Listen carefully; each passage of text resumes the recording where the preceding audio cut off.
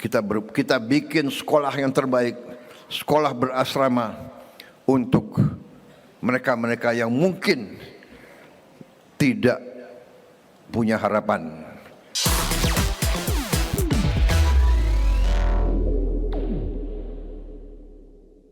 Presiden Prabowo Subianto meresmikan 166 sekolah rakyat secara serentak yang tersebar di 34 provinsi dari Sumatera hingga Papua. Ya, peresmian secara serentak 166 sekolah rakyat yang tersebar di 34 provinsi ini dipusatkan di Sekolah Rakyat Terpadu atau SRT 9 Banjarbaru, Kalimantan Selatan.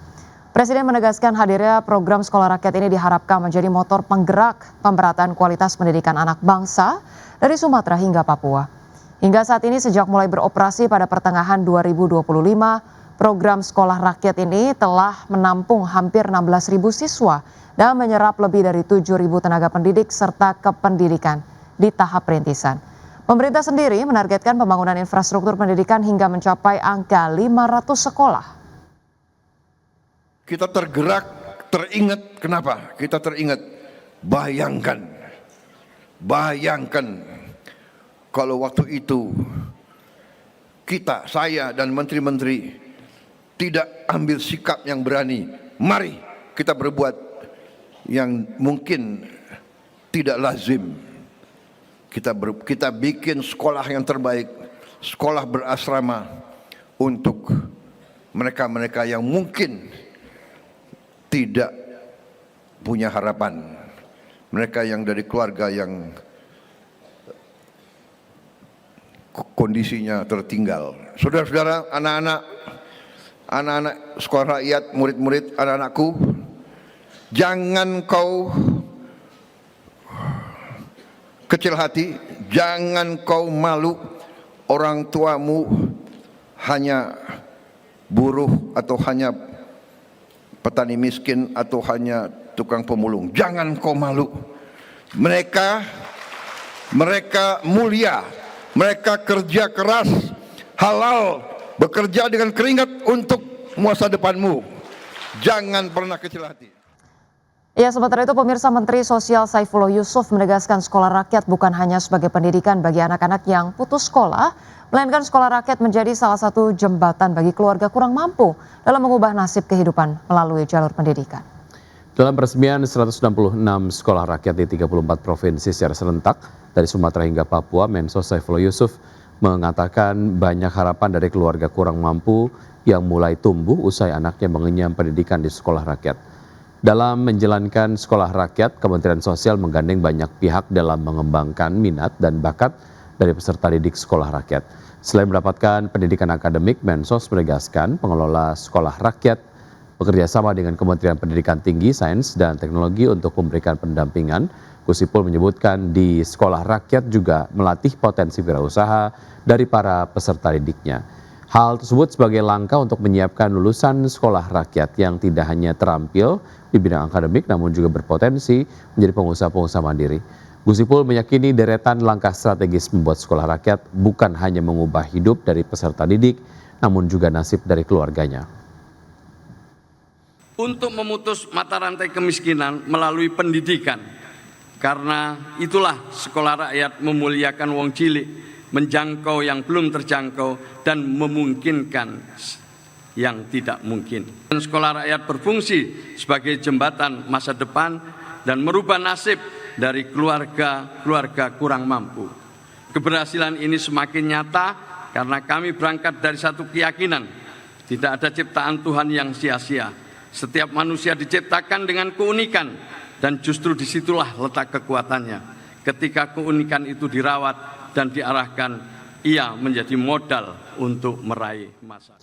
Informasi selanjutnya, Indonesia dan China resmi menyepakati dan menandatangani nota kesepahaman investasi untuk 16 proyek besar senilai 2,19 miliar dolar Amerika atau sekitar 36,4 triliun rupiah.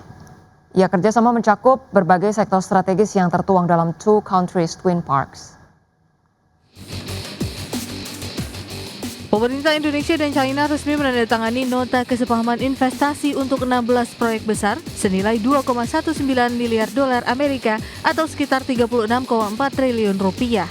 Kesepakatan ini menjadi bagian dari skema Two Countries Twin Parks atau TCTP untuk memperkuat kolaborasi industri kedua negara. Menteri Koordinator Bidang Perekonomian Erlangga Hartarto menyampaikan, proyek-proyek strategis tersebut melibatkan perusahaan asal Provinsi Fujian, China bersama mitra dari Indonesia. Kerjasama ini mencakup berbagai sektor strategis. Sebanyak 16 proyek akan mulai diimplementasikan pada 2026. Proyek tersebut mencakup sektor prioritas nasional seperti ekspor baja dan nikel, pengolahan pangan dan kelautan, serta industri perikanan terpadu. Erlangga menjelaskan skema Two Countries Twin Parks atau TCTP ini merupakan inisiatif strategis yang diperkenalkan Presiden Prabowo Subianto bersama Perdana Menteri China.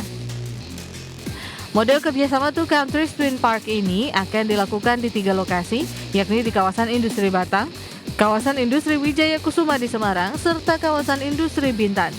Di mana melalui skema tersebut Indonesia bukan hanya menjadi tujuan investasi, melainkan Indonesia juga berperan sebagai mitra dalam pengembangan rantai pasok dan hilirisasi industri.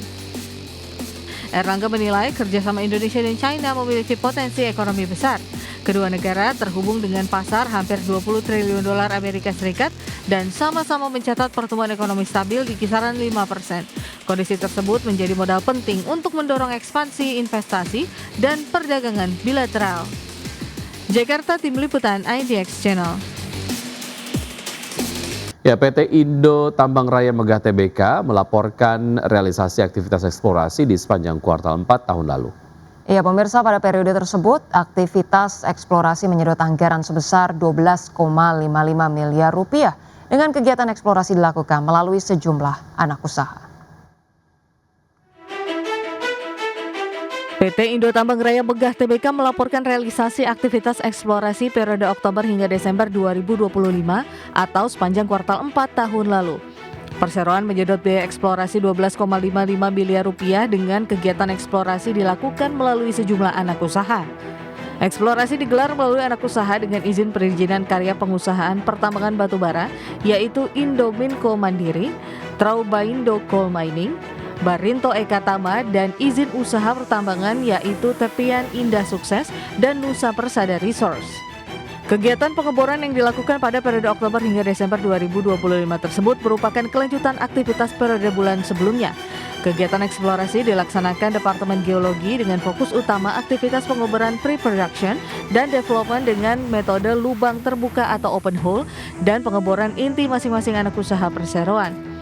Salah satunya aktivitas eksplorasi yang dilakukan misalnya operasional pengeboran Traubaindo Coal Mining di area Blok Selatan di Bantian Besar Kutai Barat, Kalimantan Timur dilakukan kontraktor jasa pengeboran PT Cosciendo Teknik. Pada periode Oktober hingga Desember 2025 telah dilakukan pengeboran pre-production Blok Selatan pada 23 lubang pengeboran. Berbagai sumber IDX Channel. Pemirsa, emiten rental kendaraan dan logistik PT Adi Sarana Armada Tbk atau ASSA kembali melakukan aksi korporasi. Ya, perusahaan menyuntikkan modal tambahan senilai 20 miliar rupiah ke anak usaha PT Duta Mitra Solusindo.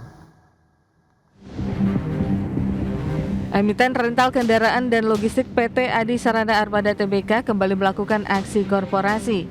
Perusahaan menyuntikkan modal tambahan senilai 20 miliar rupiah ke anak usahanya PT Duta Mitra Solusindo. Langkah ini dilakukan untuk memperkuat struktur permodalan dan mendukung pengembangan usaha ke depan. Sekretaris Perusahaan Jeffrey Fandi Tunjungan menjelaskan, peningkatan modal dilakukan pada 9 Januari 2025. Penambahan modal ini dibutuhkan agar PT Duta Mitra Solusindo dapat menjalankan kegiatan usaha secara optimal dan diharapkan memberikan kontribusi positif bagi kinerja grup. Informasi ini disampaikan dalam keterbukaan informasi ke Bursa Efek Indonesia. Sebelum transaksi, modal dasar PT Duta Mitra Solusindo tercatat 1 miliar rupiah dengan modal disetor 51 juta rupiah. Setelah suntikan dana, modal dasar meningkat menjadi 30 miliar rupiah dan modal disetor menjadi 20,51 miliar rupiah. Akibat transaksi ini, persentase kepemilikan pemegang saham minoritas mengalami dilusi. Berbagai sumber IDX Channel.